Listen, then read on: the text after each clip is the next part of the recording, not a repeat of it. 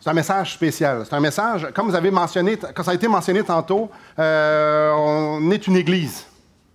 Et pour nous, à l'Église de Charlesbourg, on se considère une famille.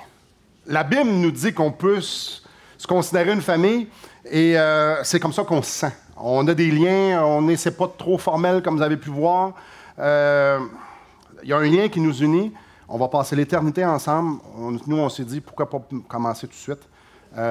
On s'aime, puis on est une famille. Et comme mes enfants, ça arrive quelques fois, ça arrive une ou deux fois par année, à cette église-ci, qu'on jase. Juste pour jaser.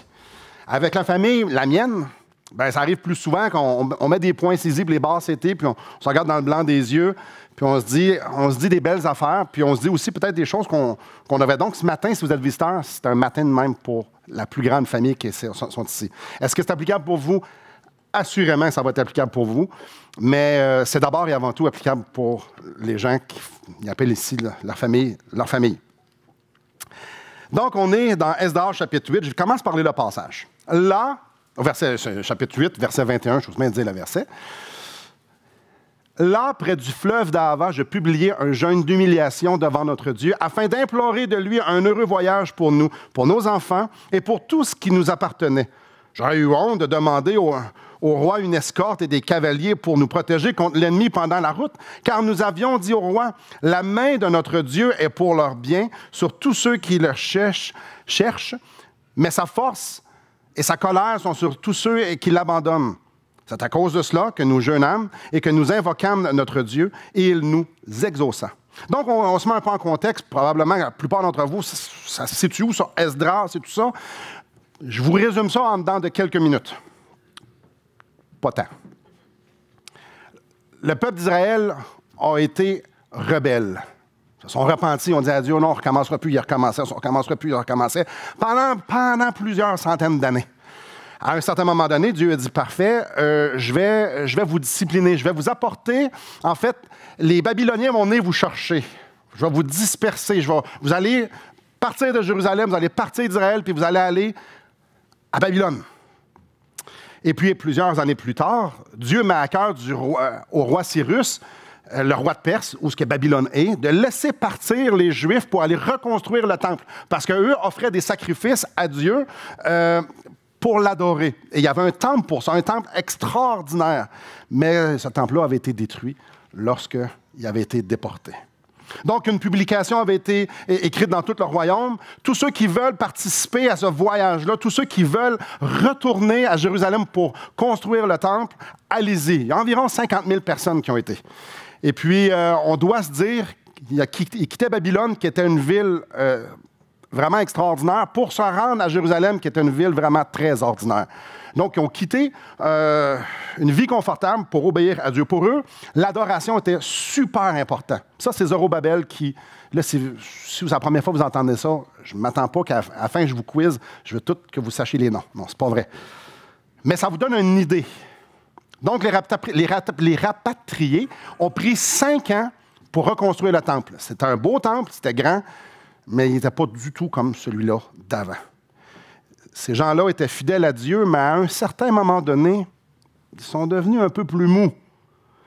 Les habitants ont commencé à se détourner de Dieu et la façon qu'ils traitaient la loi de Moïse, les choses à faire, leur zèle, leur adoration, c'était yish, très ordinaire. Sans conviction, c'était plus de la religion qu'ils faisaient.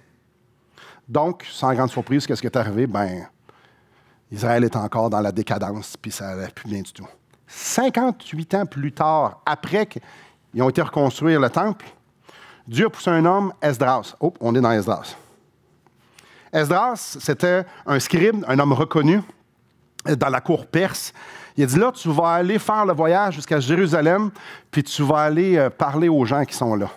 À ceux qui se sont refroidis encore, tu vas aller les réformer, tu vas aller leur dire à quel point je suis important, que la loi est importante et que l'adoration est importante.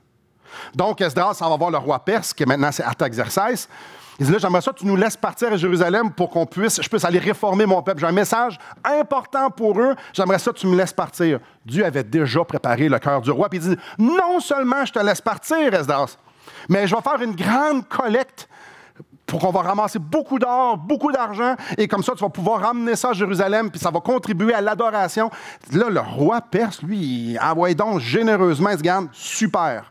Et là, notre texte, chapitre 8, c'est à la veille de ce voyage-là. On part de Babylone, puis on s'en va à Jérusalem. Ils sont prêts, mais Esdras savait fort bien qu'est-ce qui était pour se passer dans les semaines qui s'en allaient. C'est juste avant leur départ que là, Esdras rassemble tout son monde au verset 21, là, près du fleuve d'Ahava. Et pour nous, ce matin, on va avoir un exemple exemplaire de comment marcher au travers les difficultés, face aux difficultés, face au potentiel de difficultés. Aujourd'hui, on va regarder l'exemple d'Esdras. De quelle manière il a réagi devant un périple, le périple qui était devant lui. Commençons. Je relis le verset 21. « Là, près du fleuve d'Ahava, je publiai un jeûne d'humiliation devant notre Dieu, afin d'implorer de lui un heureux voyage pour nous, pour nos enfants et pour tout ce qui nous appartenait. » C'est important de comprendre, juste une idée. J'aime m'illustrer des choses. J'aime, quand on lit des histoires, de faire un film. Donc, on parle ici d'une caravane d'à peu près 1500 hommes avec les femmes, les enfants et tout ça, leur famille. On parle à peu près plus ou moins 5000 hommes. 5000 hommes qui doivent parcourir 1500 kilomètres. On parle ici d'à peu près plus ou moins 4 mois. 1500 kilomètres, pour nous, ça se fait dans une journée, n'est-ce pas, Jean?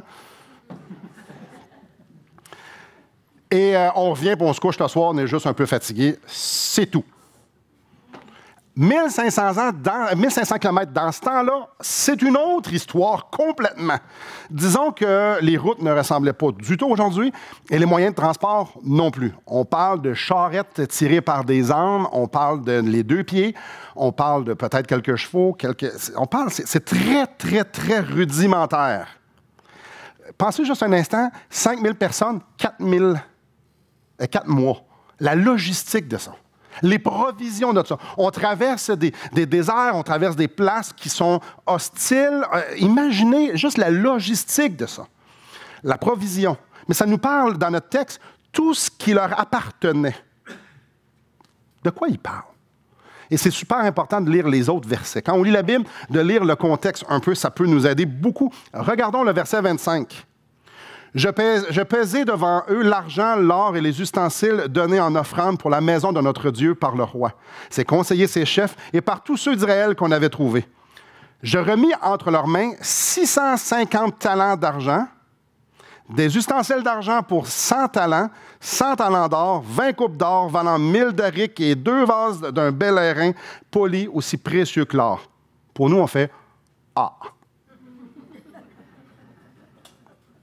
650 talents d'argent, ça représente 49 000 livres d'argent. On parle ici de près de 25 tonnes d'argent.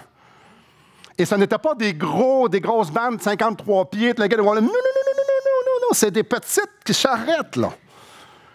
49 livres, 25 tonnes d'argent.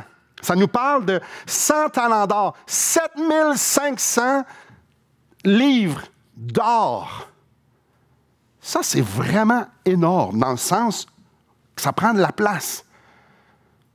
On parle d'au-dessus de 30 tonnes de métaux précieux. Et juste à y penser, on fait, OK, c'est énorme à déplacer ça en charrette. Ça vaut quoi, ça, en argent? 25 tonnes d'argent. Des pièces d'argent. 7500 livres d'or. On parle de plusieurs millions de dollars dans ce temps-là. Imaginez aujourd'hui. Donc, quelques milliers de personnes partent pour un petit voyage de plus ou moins 4 mois avec un transport ultra rudimentaire dans des routes très rudimentaires. Ils transportent un trésor énorme et d'une valeur inestimable. Tout ça sans escorte militaire. Aujourd'hui, on a quelques milliers de dollars et c'est Garda qui vient chercher l'argent. On parle de millions ici. Et c'est ce qu'on appelle clairement courir après le trouble. Disons que les chances de se faire attaquer sont très élevés. Le roi a dit, faites une collecte. Donc, tout le monde savait qu'il y avait une gang qui partait pendant 1500 kilomètres avec un gros trésor. Ça se savait, là. Mettez-vous dans les souliers de ceux qui partent. On a des millions et des millions dans nos petites charrettes.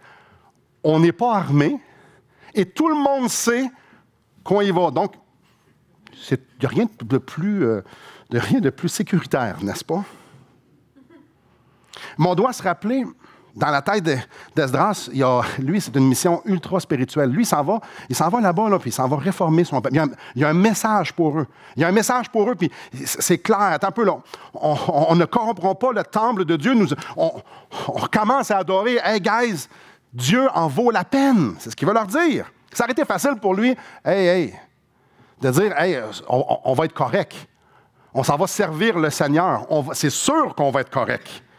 Mais ce que j'aime dans l'histoire qu'on a devant nos yeux, c'est la lucidité d'Esdras. Esdras n'est pas dans le déni, il n'est pas naïf non plus, il voit très bien le potentiel de trouble qu'il y a devant lui. C'est clair. Ce gars-là était conscient, très conscient. Il savait de lui-même qu'il était incapable de pourvoir, de protéger, de diriger le convoi qui était sous sa responsabilité. Il ne pense pas. Au verset 21, 22, 23, c'est clair. Il ne se pense pas capable. Il reconnaissait la responsabilité qui posait sur lui. Il dit, c'est au-delà de ce que je suis capable. Donc, il y a un périple avec un gros trésor à faire, et lui, il se regarde dans le miroir et il dit, je ne serais pas capable. Et ça, ce n'est pas populaire aujourd'hui, parce que la grande majorité des leaders est la même. Un bon leader, c'est quelqu'un qui sait où il s'en va et qui est capable. Lui, il fait tout à fait le contraire. Il regarde ce qu'il a à faire et il dit, je ne suis pas capable. Il faut comprendre, c'était qui Esdras? Esdras, je le répète, c'est un scribe renommé dans la cour du roi. C'était pas n'importe qui. Le gars, il avait un charisme énorme. Il était reconnu de tous. Et là, il rassemble tout son petit monde là près du fleuve Nahava pour leur dire, en passant, guys, on s'en va à Jérusalem, mais on ne sera pas capable. Je ne suis pas capable de vous l'aider et on n'a pas ce qu'il faut pour pouvoir faire le voyage. C'est trop dangereux. C'est impossible qu'on fasse un voyage heureux dans les conditions dans lesquelles on est. Il n'y a rien de plus rassurant, n'est-ce pas, qu'un leader qui dit, on n'est pas capable. Là, on s'en va, puis on transporte des millions et des millions et des millions. On s'en va là-bas pendant 4 mois de temps, puis on ne sera pas capable. On part-tu? Pas full tentant. Tu dis, hey, c'est trop dangereux. Quand ça nous parle de voyage heureux, ça nous parle en hébreu de voyage droit. Bref, un voyage qui se rend à destination. Et qu'est-ce qu'il fait ici? Il dit, humilions-nous, la tâche est trop grande. C'est trop gros. Je regarde dans mon coffre à outils, j'ai pas ce qu'il faut. Je regarde dans votre coffre à outils, peuple, on n'a pas ce qu'il faut. On a un problème. Son voyage, son désir d'avoir un voyage, de se rendre à bon port, était plus grand que son ego. Ça, pour moi, c'est la marque d'un bon leader. Donc, devant ce constat fort rassurant, gros voyage, on n'est pas capable, qu'est-ce qu'on fait? Donc, il a fait la première chose qui devait être faite. Il est allé voir le roi, puis il dit, écoute, roi, on va transporter des millions de dollars en argent et en or. J'aurais besoin d'une escorte. J'aurais besoin des cavaliers, j'aurais besoin de chevaux, j'aurais besoin des gens qui vont nous protéger. Le roi, lui, vient de donner une grosse partie de cet or-là puis de cet argent-là. C'était rien pour lui de donner ça. Donc, c'est sûr que si Esdras avait été voir le roi et dit, on a besoin pour se rendre à bon port de ton aide, c'est assuré. Donc, lui, il s'en va là puis il fait exactement pas ça. Verset 22. J'aurais eu honte de demander au roi une escorte et des cavaliers pour nous protéger contre l'ennemi pendant la route. Est-ce qu'il pense qu'il va avoir des ennemis? Oui. Lui, il pense qu'il va avoir des ennemis sur la route, puis il fait bien d'y penser. Car nous avions dit au roi, la main de notre Dieu est pour leur bien sur tous ceux qui le cherchent, mais sa force et sa colère sont sur tous ceux qui l'abandonnent. Il avait dit au roi, Dieu va être avec nous autres. Laisse-nous partir, on veut aller, j'ai un message de la part de Dieu pour le peuple à Jérusalem, laisse-nous partir, Dieu va être avec nous autres. Et après ça, tu te reviens d'abord, mais là, on a vraiment la chienne, peux-tu nous aider à nous protéger? Non, pour Esdras, ça faisait pas de sens. Pour Esdras, Dieu, c'était beaucoup plus que de la théorie. Je crois à un Dieu qui prend soin de ceux qui le cherchent, de ceux qui le craignent. Donc, les vérités qu'il connaissait à propos de Dieu avaient un impact direct sur sa vie. C'est pas vrai qu'il était pour chercher des solutions puis faire comme « Ah, je capote, ça va être difficile ». Non, c'était pas vrai. Il ne voulait pas faire ça. Il ne voulait pas faire ça. Pour lui, dans sa tête, c'est Dieu veut que j'aille à Jérusalem, Dieu va me protéger. J'ai un trésor à emmener et j'ai surtout un message à emmener à Jérusalem. Dieu va faire ce qu'il a à faire. Je n'ai pas besoin de cavalier. C'est complètement fou penser comme ça. C'est complètement fou. La preuve, il y a beaucoup de camions armés qui se promènent dans nos rues pour voyager de l'argent. Lui, il dit non, Dieu me demande d'aller là. Alors tout va être correct. Étant donné que Dieu est Dieu et Dieu est qui il est, Esdras lui dit, moi je veux voir Dieu être glorifié. Il y a une chose à faire. Quand Dieu te place devant l'impossible, il y a juste une chose à faire. Tu t'humilies. C'est impossible. Verset 21, je vais lire juste le verset 23. C'est à cause de cela que nous jeûnâmes et que nous invoquâmes notre Dieu et il nous exauça. Je relis le verset 21, juste une partie. J'ai publié un jeûne d'humiliation devant notre Dieu, afin d'implorer de lui un heureux voyage. Ça nous parle d'un jeûne d'humiliation.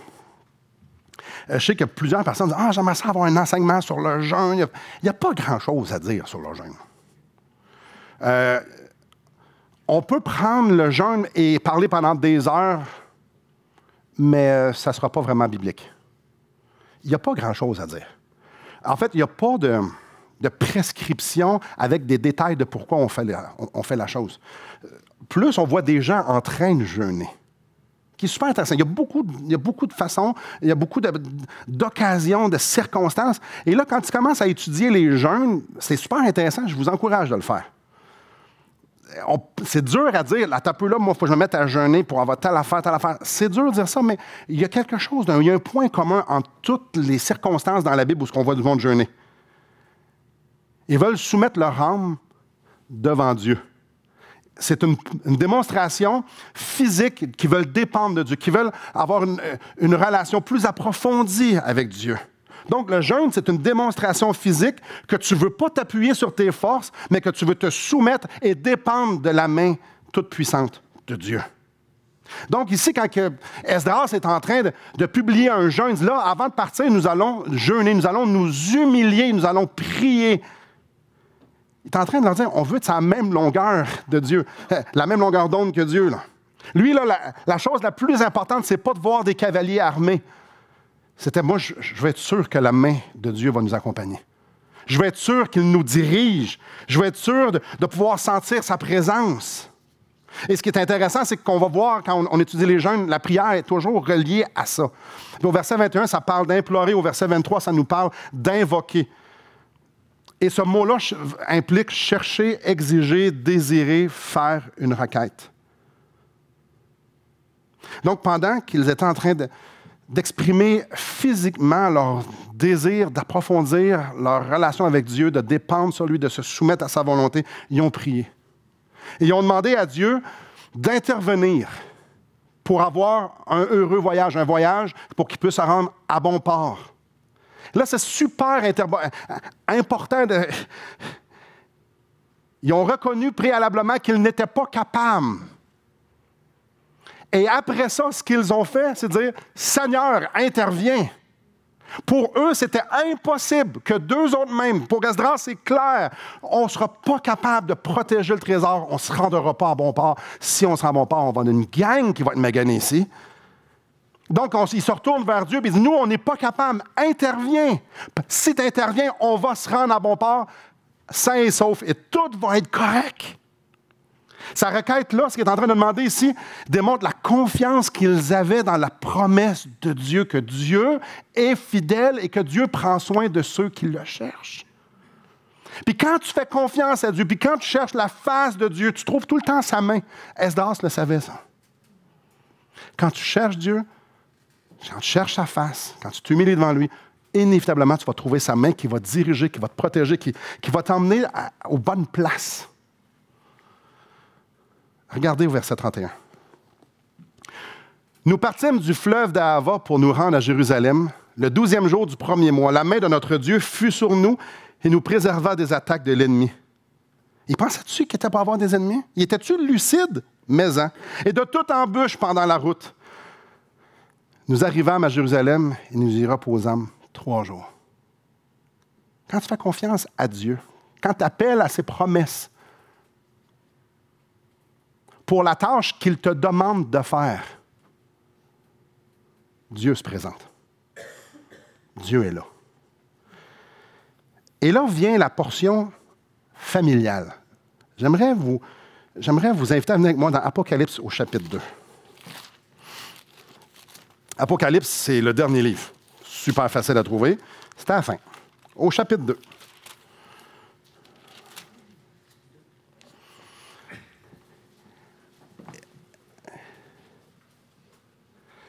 Nous sommes une famille, nous sommes une église de Jésus-Christ. Ici, ce n'est pas l'église de Simon. Ce n'est pas de l'église de personne sinon, c'est l'église de Jésus-Christ. La seule chose qui nous unit ici, c'est Jésus-Christ.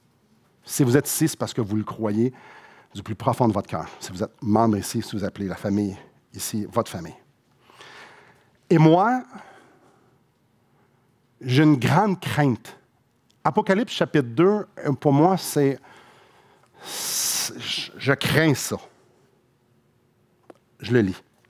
Écrit à l'ange de l'église d'Éphèse, voici ce que dit celui qui tient les 7 étoiles dans sa main droite, celui qui marche au milieu des 7 chandeliers d'or. Je connais tes œuvres, ton travail et ta persévérance.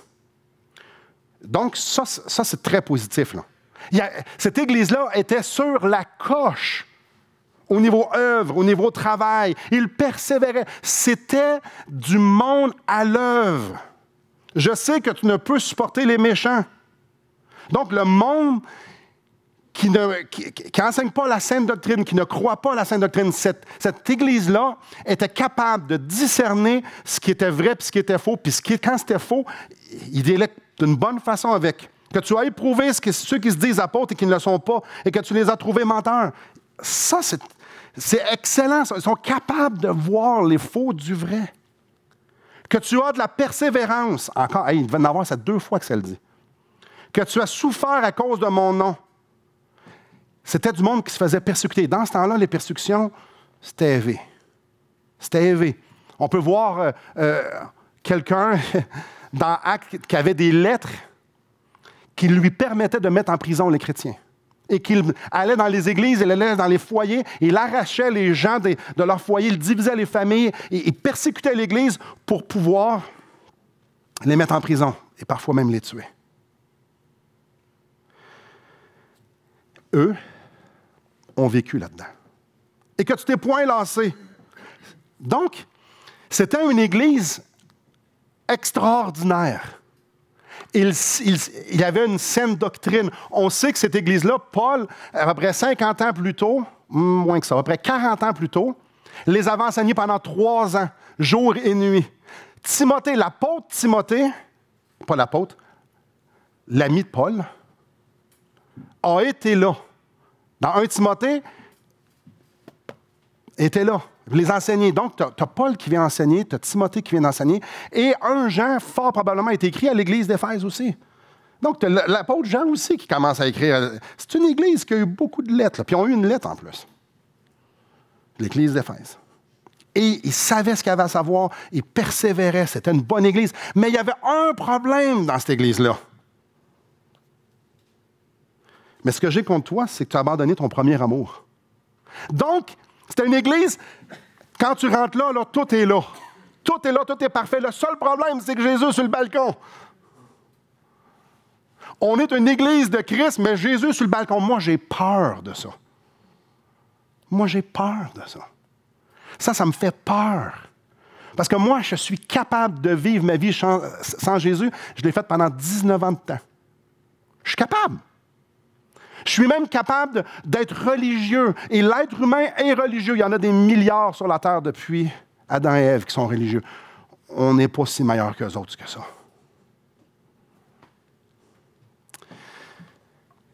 Puis là, je regarde notre Église. On est au mois de septembre. La grande majorité, si c'est la première fois que vous venez dans une église, vous allez faire comme, mais de quoi qu'il parle? Peut-être ça fait déjà une couple de fois que vous le dites un matin. Le nouvel an, normalement, c'est le 1er janvier. Mais dans une église, normalement, le nouvel an, c'est aujourd'hui. Le 1er dimanche de septembre. Le 1er dimanche de septembre, c'est comme si l'église reprend vie. Il y a 2 semaines, il y avait comme 35 personnes dans l'église. Il en manque. Puis là, aujourd'hui, il y en manque de place. Donc, ça reprend vie le 1er septembre. Il y a plein de choses qui reprennent vie. Dans nos vies personnelles, il y a des choses qui reprennent vie. Les enfants retournent à l'école. Soit qu'il y en a qui font comme « Ouh », il y en a qui font « Ah, c'était le fun ». Mais chose certaine, c'est que la routine reprend. Peu importe notre âge, souvent, après là, c'est les vacances, c'est là que la routine reprend. Et c'est là que la gestion de l'horaire reprend aussi.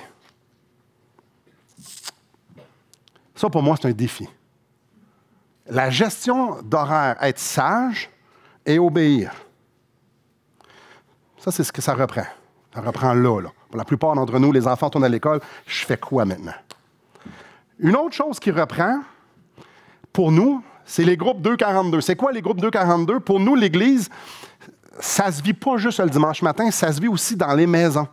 Où est-ce qu'on se réunit, où est-ce qu'on partage, on rouvre la parole de Dieu, qu'on prie ensemble. On appelle ça des groupes 242 parce que, selon Acte 242, c'est ce que les premiers chrétiens faisaient.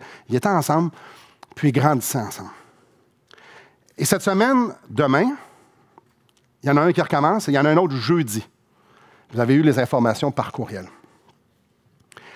Et là, vous dites, ouais, mais qu'est-ce qu'il y a là-dedans? Ben moi, ça m'inquiète un peu. Ça m'inquiète que on se réunit comme ça, puis ça soit un club social. Non, mais c'est bon, ça ne sert pas un club social. On sert Jésus. Oui, l'Église d'Éphèse, elle dit la même chose. Là, moi, j'encourage les gens à changer de groupe pour connaître d'autres personnes, pour se frotter à d'autres personnes et pour pouvoir goûter d'une façon différente à d'autres gens. Donc, tu changes de groupe, puis s'il y en a qui changent de groupe, bien ça implique que ça prend des ajustements. Moi, mais elle me tape ses nerfs. Ça, c'est l'Église. Être avec Mme Tartampion puis M. Champion. Ça, c'est l'Église. Si vous ne savez pas c'est qui, vous ne voulez pas que je vous les présente. C'est ceux qui nous tapent ses nerfs, ceux qui ne pensent pas comme nous. Là, tu dis, qu'est-ce qu'on fait avec ça? Et là, le mardi qui commence mardi-ci, il va y avoir une étude sur le livre d'Hébreux que je vais donner ici le mardi soir à 19h. Vous avez eu des informations là-dessus. Où est-ce qu'on va approfondir, on va plonger dans ce livre extraordinaire des grandes vérités, puis là, on va faire comme, ah, c'est super facile, on va faire comme Éphèse, on va se remplir le cerveau, puis on va être bon. Non. Moi, ça m'interpelle. Eux autres, ils étaient ultra intelligents, ils savaient plein de choses, mais ça ne descendait pas au cœur. Fait que là, il y a des gens qui vont venir mardi entendre une étude approfondie sur le livre d'Hébreux. Et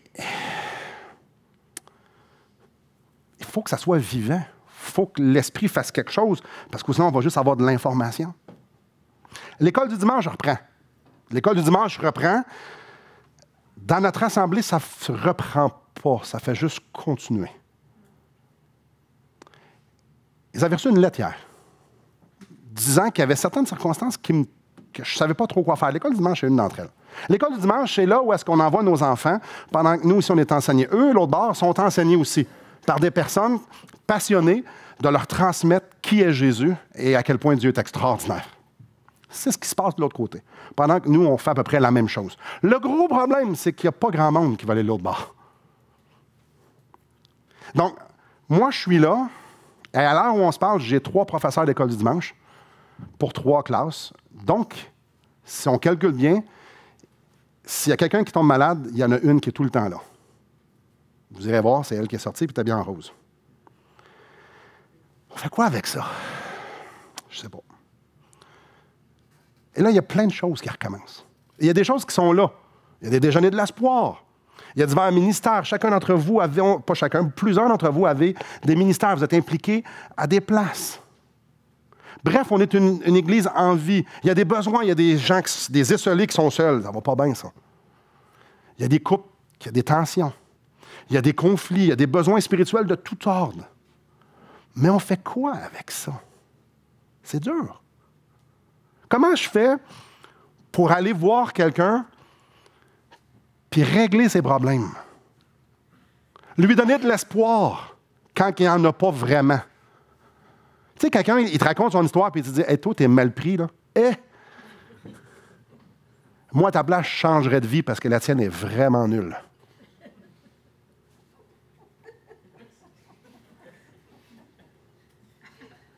Ça arrive du monde, ça va pas bien, hein? Savez-vous le nombre de fois que je vais rencontrer des gens et dire « Mais j'ai aucune idée quoi leur dire. » Je peux mettre une cassette. Je peux mettre une cassette. « Ah, le Seigneur t'aime, le Seigneur est bon. Rappelle-toi. » Ah non, ça ne change pas de vie, ça ne ramène à rien. Moi, non, pas en tout. Puis là, peut-être vous faites comme « Hey, ça va pas bien, hein? Hey! » Ça, c'est à part tout ce que je vous dis pas. Est-ce que j'ai une vision négative de l'Église? Est-ce que l'Église va mal? Parce que dans tous ces ministères-là, c'est possible d'être sur le pilote automatique. Je n'ai pas parlé, c'est écrit dans mes notes, mais je ne l'ai pas dit, là, je le dis. Hey, on va faire des visites. Nous, on a des contacts. On a des gens qui viennent ici, des visiteurs, puis qui veulent dire « Moi, j'aimerais ça me faire visiter. » Il y a un poids éternel sur cette visite-là. Cette personne-là va entendre parler de l'Évangile de Jésus-Christ. Et cette personne-là va être confrontée avec ses péchés et la grandeur de Dieu, sa justice, sa colère, mais aussi son amour. Il y a un poids éternel. On ne peut pas prendre ça à la légère, n'est-ce pas? En fait, ce qu'on fait à l'Église, il y a un poids éternel à l'Église. Présentement, ce que je suis en train de faire, on parle d'âmes qui peuvent être élevées, qui peuvent être blessées, qui peuvent rencontrer Dieu ou bien non rencontrer un homme. Et c'est énorme, le poids éternel. C'est énorme. Est-ce qu'on devrait être inquiet? Frères et sœurs, on ne joue pas à l'Église. Et malheureusement, c'est possible de jouer à l'Église, mais il y a un poids éternel sur ce que nous sommes en train de faire présentement. On ne devrait pas être inquiet, mais on devrait être très, très, très lucide, un peu beaucoup comme Esdras. Et c'est là que je fais le parallèle. Beaucoup comme Esdras. Esdras, là, il n'y avait rien pour lui. Un gros voyage, une montagne, un coffre à outils vide. Qu'est-ce qu'il a fait? Est-ce qu'il était inquiet? Non. Mais il était lucide, par exemple. Il savait que c'était gros, il savait que c'était énorme de faire ce qui avait à être fait. Puis, je ne sais pas pour vous, mais moi, je regarde la tâche qui est en avant de nous autres dans l'année qui commence. Oui, au mois de septembre. Puis je dis, je ne suis pas suffisant à la tâche. Puis même, il y a des gens qui sont venus me voir ce matin. Il y en a quelques-uns qui sont venus me voir et ont dit, là, Simon, ça va-tu? Non! Non, ça va pas! Non, ça va pas! Oui, mais Simon, tu sais où est-ce qu'on s'en va? Non! Non, mais toi, tu sais comment ça marche, la patente? Toi, t'es pasteur? Non! Non! Vous voulez avoir du vrai? Il y en a, là. Aussi formidable qu'est notre Église, parce qu'il ne faut surtout pas oublier, notre Église est extraordinaire. Notre Église est extraordinaire sur bien des points. Il y a tellement de gens ici qui sont passionnés pour la parole de Dieu, pour la gloire de Dieu. On a du monde qui veulent que le monde entier connaisse Jésus-Christ. Puis non seulement qui veulent, mais qui font des choses pour ça. Il y a du monde qui donne d'une façon sacrificielle. Tantôt, ma fille a dit qu'elle va pouvoir se vanter d'être dans la meilleure Église parce qu'elle le pense. Elle le pense. Je le pense, moi aussi. Je ne voudrais pas être dans une autre Église nulle part sur la terre parce qu'ici, je vois Dieu à l'œuvre. Je ne sais pas, je ne les ai pas toutes visitées, les autres églises, mais ici, je vois Dieu à l'œuvre. Puis c'est tellement beau, puis c'est tellement bon. Mais je vous regarde, puis vous n'êtes pas non plus suffisant à la tâche pour ce qu'il y a devant nous. Je me regarde, je suis pas à la hauteur, puis je vous regarde, vous n'êtes pas à la hauteur. Aussi extraordinaire qu'on est. Et si on est lucide, j'aimerais vous lire un passage Car nous n'avons pas à lutter contre la chair et le sang, mais contre les dominations, contre les autorités, contre les princes de ce monde de ténèbres, contre les esprits méchants dans les lieux célestes. On peut être assuré d'une chose. Satan va tout faire pour nous faire tomber. Satan va tout faire de plein de manières pour nous déchirer, pour nous détruire, pour nous diviser, pour nous neutraliser. On sait que l'ennemi est à l'œuvre, comme un lion rugissant qui cherche qui va le dévorer. C'est écrit. Donc, on a un voyage, on a du monde non qualifié, incapable de le faire, si ça vous vexe, tant pis. Et on a des ennemis qui vont nous attaquer. On se met en petite boule bombleur. On dit, ah non, Simon, tu capotes. Voyons non. On se roule les manches. Puis, hey, on va surmonter ça. On se met en panique, on commence à demander de l'aide pour trouver une solution facile qui va guérir tout. Non, non, non. Ça va être dit où dans votre tête? Je suis désolé. Non. Jésus a dit, je bâtirai mon Église. C'est-tu assez? Je bâtirai mon Église. Éphèse, Jésus était sur le balcon. Jésus a dit à Pierre et aux disciples, je vais bâtir mon Église. Donc, quand Jésus, le roi des rois, le créateur de l'univers, celui qui soutient toutes choses par sa parole, quand Jésus dit, c'est moi qui vais bâtir l'Église, il doit être au courant de ce qui se passe. Le gars, là, il est omniscient, il sait tout à propos de tout, même les probabilités de tout. Le gars est omnipuissant, il peut faire tout ce qu'il veut. Il a la puissance qui va avec. Il sait tout à propos de tout. Il n'y a aucune limite. Quand il dit « Je vais bâtir mon Église », il sait ce qu'il est en train de faire. Il doit être au courant certain du chemin, des défis, de ce qu'il nous demande à faire. Assurément, assurément, assurément. Jésus, quand il dit « Je bâtirai mon Église », il doit savoir comment ça se fait, n'est-ce pas? Il y a comme un peu d'expérience. Lui, il a créé tout en 6 jours. Il a de l'expérience, il le sait. Lui, il doit avoir les solutions que nous, on n'a pas. Oh, combien c'est rassurant que je peux me reposer sur Jésus-Christ pour avoir les solutions dans ma vie et dans l'Église. N'est-ce pas? J'ai Jésus sur mon bord. Mais pourquoi je regarderais dans mon coffre à outils?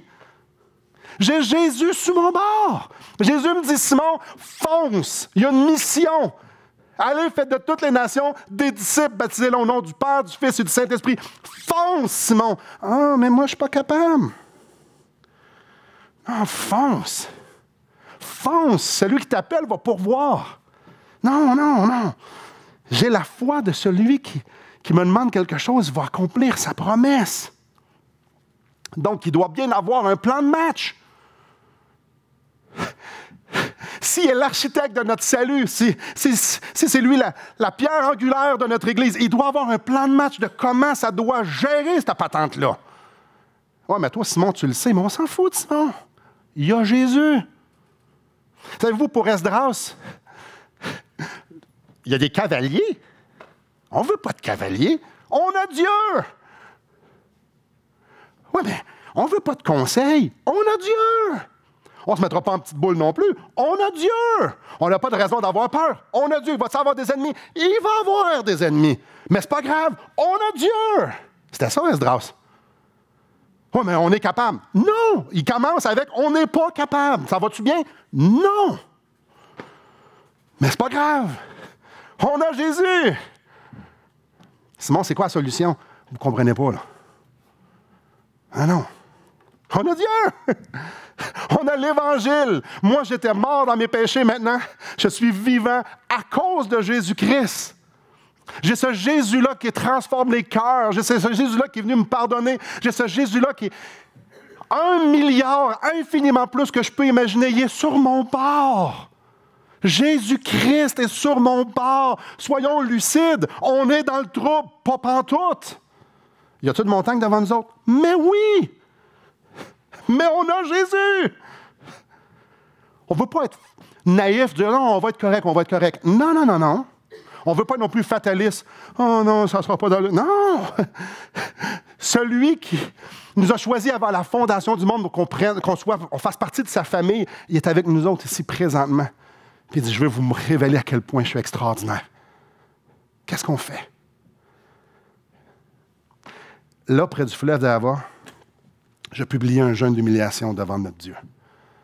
C'est ça qu'on fait. Hier, vous avez reçu 10 requêtes urgentes concoctées par moi. Ma vision des choses pour avoir un voyage heureux. Puis comme j'ai écrit dans la lettre, puis si vous avez, j'ai pas reçu de lettre, je vous l'ai dit. Là. J'aimerais vous inviter qu'on s'humilie devant Dieu. C'est tout. Pendant le mois de septembre. C'est tout, juste le mois de septembre. Mais que ça continue après. Pourquoi? Pour qu'il nous dirige. Je vous dis les 10. Pour que nous puissions voir sa gloire se manifester. Parce que sa gloire se manifeste chaque seconde de nos vies. Est-ce qu'on la voit tout le temps? Pas tant. Qu'on puisse être sensible. Ça nous prend des yeux pour pouvoir contempler ce que l'Éternel est en train de faire. Requête numéro 1. Que Dieu nous donne un cœur brûlant pour lui. Qu'on n'arrive pas au bout de notre vie, puis que ça soit comme dans Éphésiens chapitre 2, pas Éphésiens, dans Apocalypse chapitre 2, qu'on soit comme l'Église d'Éphèse. Bravo, tu as eu une religion impeccable, mais tu n'avais pas Jésus. Oh, que je ne veux pas que ça arrive, que nos cœurs puissent être brûlants pour Jésus-Christ, pas pour la religion, pas pour ce qu'il faut et ne faut pas faire, mais pour la personne même de Jésus-Christ. Et ça ne peut pas venir de nous. La foi, c'est une grâce. Deuxième. La troisième, que chacun puisse être activement impliqué à aimer. Le premier commandement, c'est quoi? Aie un bon fonds de retraite. Le deuxième, vis pour toi. C'est quoi le premier? Planifie tes vacances. Non, tu vas aimer Dieu parce qu'il est digne d'être aimé. Pourquoi il est digne d'être aimé? Parce qu'il t'a aimé. Puis non seulement ça, tu vas aimer les autres. Que le Seigneur puisse produire en nous cette passion-là d'aimer Dieu puis d'aimer les autres. Aimer les autres sans borne. Pas aimer les autres selon ce que ma conception, mais qui viennent enlever nos barrières pour qu'on puisse aimer et que ça puisse l'honorer. Quatrième, que Dieu pourvoie l'ajout d'un autre pasteur. Le gars qui est en avant, il est juste pas assez. Il est juste pas assez. Et c'est vous quoi?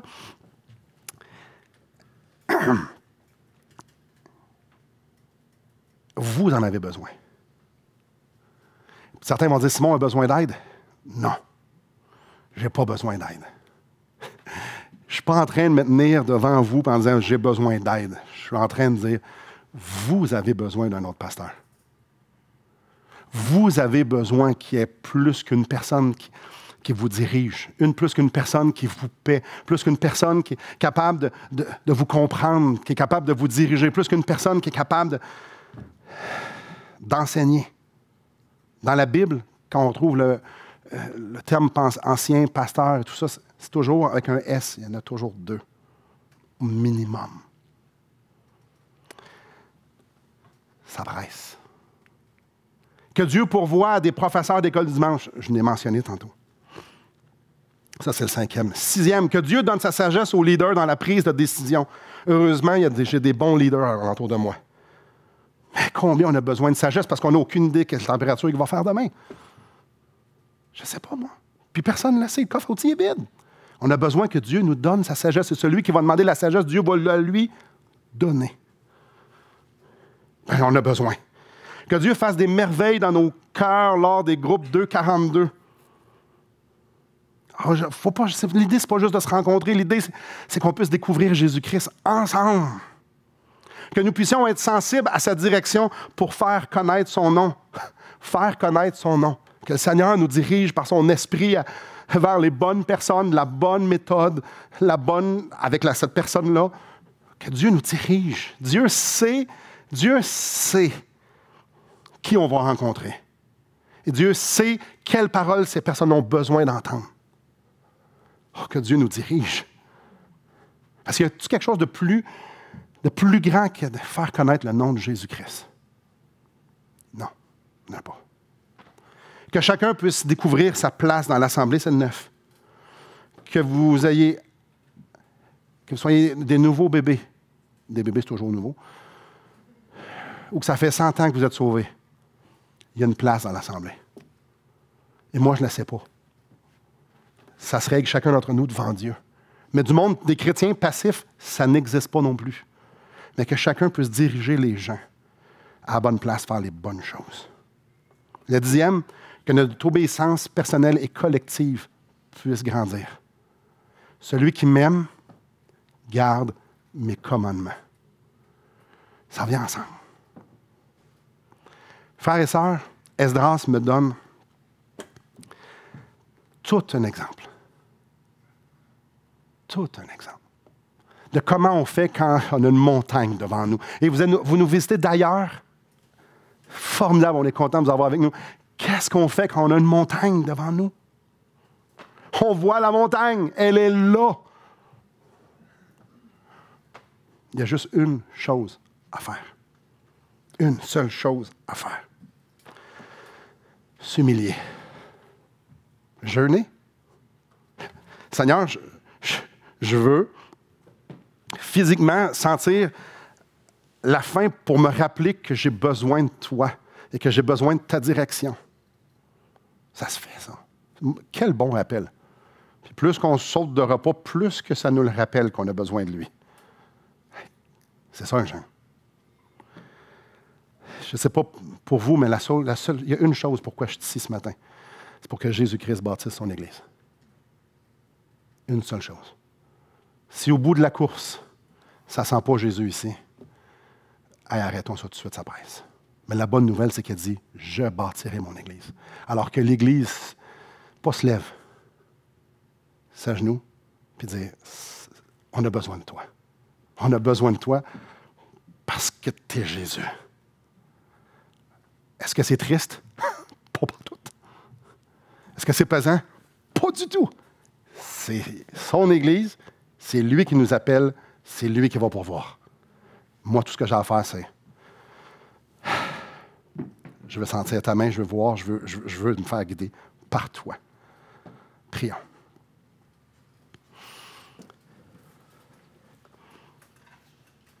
Seigneur, on se présente devant toi, ton troupeau ici, plein d'invités. On est tes créatures. Et en tant que créature, tu es digne d'être adoré. Parce que nous sommes des créatures si merveilleuses à ton image. Et non seulement ça, tu nous as sauvés, tu m'as sauvés, tu as sauvé plusieurs parmi nous. Tu nous as guidés vers la croix du Calvaire. Tu nous as ouvert les yeux pour qu'on puisse contempler qui tu es, qui nous sommes et voir à quel point tu nous aimais par Jésus-Christ. Oh Dieu! Mes frères et sœurs, ici, on a le cœur bouillant, bouillonnant. Parce que tu nous appelles à de grandes choses, à des choses qui sont infiniment plus grandes que nous. À être ton Église.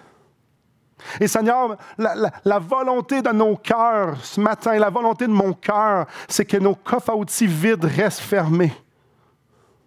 Et que vraiment, Seigneur, tu puisses venir mettre en nous ce sentiment d'humilité devant la tâche et devant le vide qu'il y a dans nos coffres à outils pour faire ton œuvre. Ah, clairement, on est capable de faire bien des choses, mais pas comme tu veux qu'on le fasse. Alors, ma prière, Seigneur, que tu nous rendes tout à fait lucides aux ennemis, aux choses, aux obstacles qu'il peut y avoir et qu'il va y avoir devant nous. Pour qu'il se produise une seule chose, c'est qu'on aille à toi. Seigneur, je ne veux pas, je t'en supplie que tu nous laisses à nous-mêmes. Seigneur, je t'en supplie que ton peuple, que les gens ici, que ton troupeau, que mes frères et sœurs, moi-même, que tu puisses venir travailler dans nos cœurs pour que tu puisses être de plus en plus vivant pour nous. Que ça vienne de plus en plus concret, que ça ait un plus grand impact dans nos vies. Seigneur, je ne veux rien savoir de la religion. Je ne veux rien savoir de juste surfer sur cette vague-là de religion. Je ne veux rien savoir. Je ne suis pas en train de dire c'est ce qu'on fait, Seigneur. Tu es fidèle. Je suis en train de dire pour demain, pour aujourd'hui, pour cet après-midi, pour le restant de ma vie, c'est ça, c'est toi que je veux. Puis je veux te voir. Est-ce qu'on voit les témoignages de tes vivants ici? Je te vois dans mes frères et sœurs vivants et je te loue. Et Père, je veux tellement pas perdre ça. J'en veux plus. On en veut plus. Pour ta gloire. Nous sommes ici ensemble pour célébrer ta gloire. Et Père, Jésus-Christ est suffisant pour nous. Est suffisant pour chaque ministère, chaque besoin, chaque famille, pour chacun d'entre nous. Alors, donne-nous les yeux. Donne-nous les yeux pour te voir. À toi soit la gloire, Jésus-Christ, au siècle des siècles. Amen.